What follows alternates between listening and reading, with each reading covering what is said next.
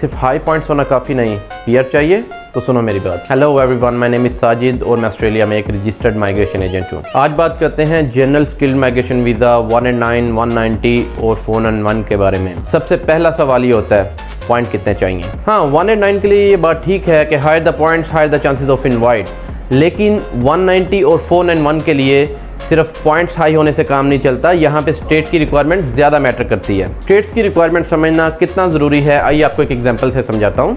NSW में 2 applicant हैं with IT profile. एक के पास 80 पॉइंट्स हैं, लेकिन वो फिर भी फोकस कर रहा है कि मैं अभी अपने पॉइंट्स कैसे बढ़ाऊँ, instead of focusing on the states other pathways या क्राइटेरिया।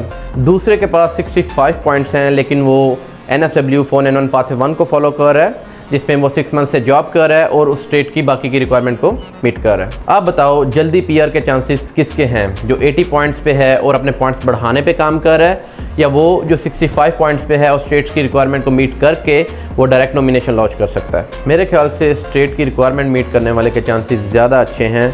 आपको ये चीज़ समझनी होगी कि आप जिस भी स्टेट में रह रहे हैं, आपको 190 और 491 के लिए उस स्टेट की रिक्वायरमेंट मीट करना सबसे ज़्यादा ज़रूरी है। अगर स्टेट सुपीरियर इंग्लिश मांग रही है तो वर्क ऑन डैट। अगर स्टेट ये कह रही है कि आप रीजन के अंदर रह रहे हो या आपकी एम्प्लॉयमेंट हो, तो work on that rather than just chasing the points only. अगर आपको इसके ऊपर फर्दर गाइडेंस चाहिए या पाथवेज के बारे में जानना चाहते हैं तो आज ही हमसे रब्ता करें। Thank you.